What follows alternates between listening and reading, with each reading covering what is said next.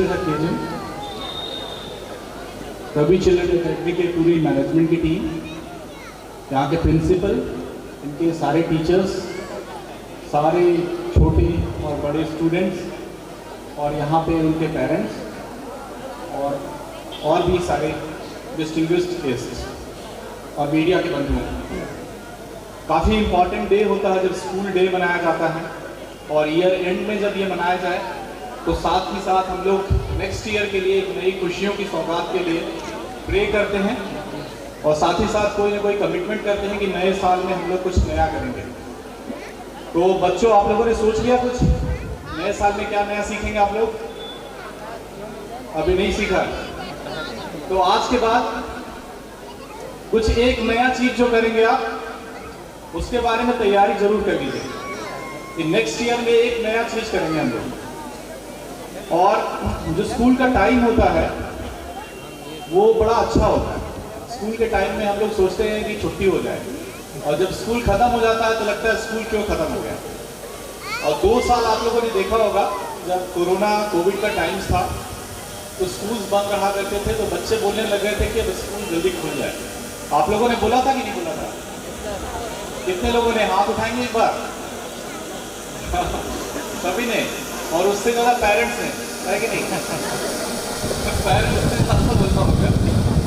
तो ये दोनों चीज़ें ज़रूरी होती है। देखिए, स्कूल का इम्पोर्टेंस क्या होता है वो मेरे एक्सपीरियंस से मैं जब बताना चाहूँगा। स्कूल का सबसे ज़्यादा इम्पोर्टेंस होता है जब बच्चे स्कूल जाना शुरू करते हैं, तो ये होता है कि रियल वर्ल्ड कैसा होता है, हम सोसाइटी के साथ कैसे रह सकते हैं, प्रोटेक्टेड वर्ल्ड से बाहर थोड़ा सा निकलकर, अपने कंफर्ट जोन से बाहर निकलकर कैसे को एग्जिस्ट कर सकते हैं सोसाइटी के साथ। उसकी शुरुआत होती है, बाद में लर्निंग का फेज आता है। लर्निंग तो आप डेली करते हो, अपने पेरेंट्स से सीखते हो, और जैसे ही स्कूल में आते हो तो सबसे बड़ा चीज़ क्या हो जाता है कि आपके सामने टीचर्स आते हैं, आपके सारे क्लासमेट्स आते हैं। पीयर लर्निंग बोला जाता है। पीयर लर्निंग का एक्सपीरियंस बहुत इंपॉर्टेंट होता है कि आप पीयर लर्निंग में कैसे एक्सेल करो, मतलब आप कैसे सीखो एक दूसरे से।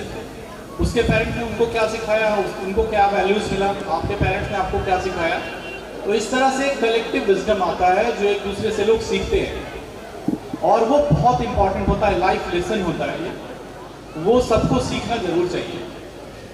फिर जब नर्सरी से हम लोग आगे आते हैं तो क्लासेस की शुरुआत हो जाती है, और क्लासेस में सबसे पहला जब 5 तक हम लोगों को ये होता है कि चलिए कम से कम 1 से 2 लैंग्वेजेस सीख जाए, हिंदी इंग्लिश सीख जाए, पढ़ना लिखना बोलना, और साथ में मैथमेटिकल स्किल थोड़ा बहुत सीख जाए, और थोड़ा बहुत साइंटिफिक इसका माइंड चलने लगे, व्हाट व्हाई हु हाउ सब कुछ सीखने लग जाए। तो बच्चे इसी तरह से सीखना शुरू कर दें। और नया जो एजुकेशन सिस्टम आया है उसमें अपने लैंग्वेज में कैसे ज़्यादा से ज़्यादा बच्चे सीखें, अपने डिफरेंट मेथड से। सिर्फ रटने वाली चीज़ नहीं होती पढ़ाई, आपको समझना होता है। अगर आपने अंडरस्टैंडिंग एक डेवलप कर ली तो उसका समावेश नई शिक्षा नीति में किया गया है, जो आप लोग आने वाले दिनों में देखेंगे कि धीरे धीरे कैसे फेज मैनर में लागू हो जाएगा, और वो धीरे धीरे चीज़ें आएंगी। अब एक बड़ी चीज़ जो पिछले कुछ सालों में देखी गई वो क्या हुआ कि पेरेंट्स जो है पैनिक करना शुरू कर गए। और पेरेंट्स क्यों पैनिक कर रहे हैं? इसलिए कर रहे हैं कि देख रहे हैं कि दूसरे पड़ोसी का बच्चा जो है वो काफ़ी बढ़िया कर रहा है, हमारा बच्चा कुछ नहीं कर पा रहा, जबकि ऐसी कोई बात होती नहीं है। हो सकता है पड़ोसी का बच्चा पढ़ने में अच्छा हो, आपका बच्चा खेलने में अच्छा हो, आपका बच्चा जो है लाइफ के लेसन्स दे रहा हो तब तक। तो हमें अपने कंफर्ट जोन से पहले बाहर आना होगा। हम लोग जो सोचते हैं उस थिंकिंग लेवल में हम लोगों को चेंज लाना होगा। हम लोग अपने बच्चों को इतना प्रेशराइज नहीं कर सकते कि नहीं भाई आपको ऐसे ही करना है, तो दिक्कत होगी। फिर वहाँ से भी प्रॉब्लम शुरू होती है। वहाँ से फिर आप लोगों ने देखा होगा नया कॉन्सेप्ट और शुरू हो गया कि अब लोग डिप्रेशन में आ रहे हैं। पहले भी था ये, लेकिन धीरे धीरे पता चलने लगा कि लोग डिप्रेशन में आ रहे हैं। मेंटल इलनेस की बीमारी के बारे में भी चर्चा होने लगी है, क्योंकि ये संख्या धीरे धीरे बढ़ने लगी है। इसको लोग आइडेंटिफाई करने लगे, इसके बारे में एजुकेट होने लगे हैं। तो इसकी शुरुआत शुरू से होती है। पेरेंटिंग, टीचिंग, पीयर लर्निंग, ये सब अगर आपने अच्छे से किया हुआ है तो कुछ हद तक आप इसके लिए तैयार होते हो। लेकिन एक चीज और भी जान लेना चाहिए, मेंटल इलनेस किसी भी एज में किसी को भी, पेरेंट्स को भी हो सकता है, टीचर्स को भी हो सकता है, आपके बच्चों को भी हो सकता है, और जिसको आप समझते हैं कि बहुत अच्छा परफॉर्मर है उसको भी हो सकता है। लूजर्स को भी नहीं होता है। ये लूजर्स तो सबसे ज्यादा मेंटली बहुत इंपॉर्टेंट होते हैं, मतलब बहुत ग्रिटी होते हैं वो, इसलिए कि वो शुरू से सीखते रहते हैं, बार बार उनको लोग कोई ना कोई बोलता रहता है स्कूल में, अगर वो अच्छा परफॉर्म नहीं कर रहा तो उसके बारे में, तो समहाउ वो प्रिपेयर्ड होते हैं। लेकिन ये किसी को भी हो सकता है, लूजर्स को भी हो सकता है, विनर्स को भी हो सकता है, टीचर्स को भी हो सकता है, पेरेंट्स को भी हो सकता है, सोसाइटी में किसी को भी हो सकता है। ये एक डिजीज कॉमन है जिसके बारे में लोगों को सीखना जरूरी है, आइडेंटिफाई करना जरूरी है, और साइकोलॉजिस्ट या साइकियाट्रिस्ट से मिलना जरूरी है। उसके लिए मैं थोड़ी मोड़ी चीजें ही बता रहा हूँ आपको। इस सब के बारे में आजकल इंटरनेट का टाइम है, आप कुछ भी चीज www करके खोल सकते हो, वर्ल्ड वाइड वेब पे आप सारी जानकारियां ऑलमोस्ट अवेलेबल है, प्रारंभिक जानकारी अवेलेबल है। वहां से आप ट्रीटमेंट लेना मत शुरू करिए, वहां से आप प्रारंभिक जानकारी लीजिए और फिर उसके एक्सपर्ट से आप सीखिए। तो पहली चीज तो न्यू ईयर में कुछ नया रिजोल्यूशन लेंगे, बच्चे कुछ नया सीखेंगे। रेडी? सुन नहीं रहे, इसका मतलब अब ठंड लग रही है सबको और प्रोग्राम देखने की जल्दी है, तो मैं जल्दी अपनी बात खत्म करूंगा।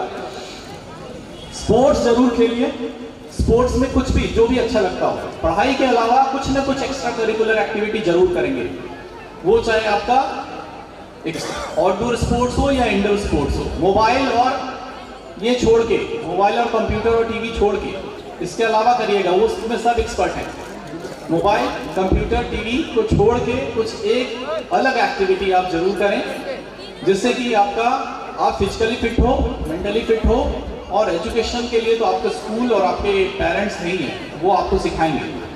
साथ ही साथ हम लोगों को अपने खान पान पे बहुत ध्यान देने की जरूरत है। बैलेंस डाइट अगर हम नहीं लेंगे तो हो सकता है कि हमारा शरीर जो है बीमार होता जाए, फिजिकली हम फिट ना हो, और फिर हमारा ध्यान पढ़ने में नहीं लगेगा। तो फिजिकली फिट रहना भी जरूरी है, उसके लिए बैलेंस डाइट लेना जरूरी है। जो जंक डाइट बोला जाता है उसको जितना कम आप ले सकें वो ज़्यादा अच्छा होगा।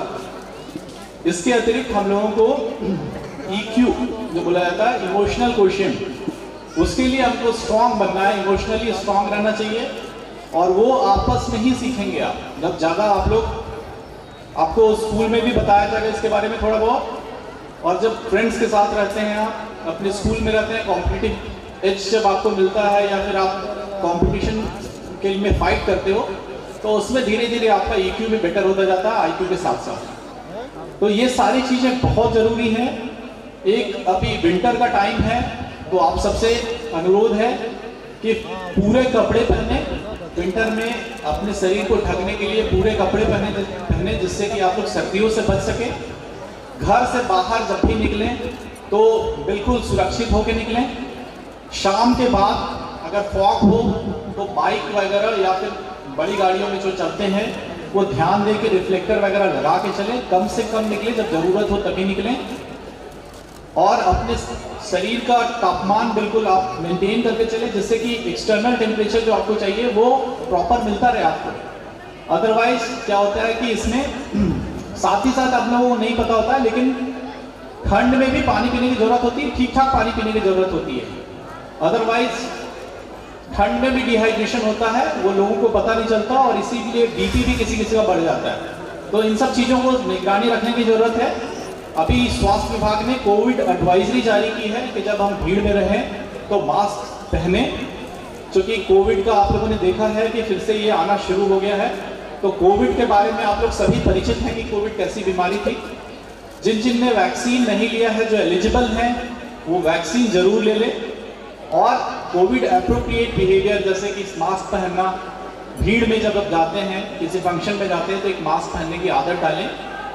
सैनिटाइजेशन की आदत आप लोगों ने डाली थी, वैसे ही मेंटेन करना है। बार बार हाथ में सैनिटाइजर जो लगाने की आदत थी, अगर हम लोग किसी से हैंडशेक करते हैं या फिर किसी ऐसी जगह पर जाते हैं, तो वो सब कोविड एप्रोप्रिएट बिहेवियर जो था उसको अपनाने की ज़रूरत है। स्वस्थ रहिए, बिल्कुल एंजॉय करिए लाइफ को। स्कूल लाइफ जो होता है वो एंजॉय करने के लिए होता है, साथ साथ सीखने का होता है। डिसिप्लिन रहिए, लोगों की बातें सुनिए, टीचर्स की बातें सुनिए, सब कुछ को सुनिए, क्योंकि आप लोगों को सुनने के लिए बोला जाता है, हर एक से सुनना है, लेकिन करना वही है जो जिसमें आप अच्छा कर सकते हो, बेटर जिसमें आप कर सकते हो वो करिए। गलत डायरेक्शन में मत जाइए। कभी कभी होता है कि हम लोग किसी की बातों में ज़्यादा इन्फ्लुएंस होकर कोई गलत रास्ता चुन लेते हैं, तो उससे अवॉइड करने की ज़रूरत है, उस पर वहीं पे रुक जाने की ज़रूरत है।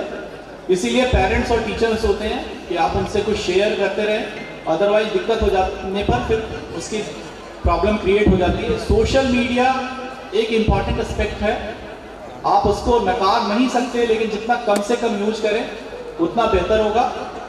और ऐसे ही धीरे धीरे करके अपना कैरेक्टर बिल्ड करिए। सारे स्कूल्स के जितने भी स्कूल के स्टूडेंट्स हैं, मैं उनको और यहाँ पर उपस्थित सभी उनके पेरेंट्स, सभी टीचर्स, पूरा स्कूल परिवार, सबको मैं एडवांस में हैप्पी न्यू ईयर बोलता हूँ। धन्यवाद। Thank you. बहुत बहुत धन्यवाद सर।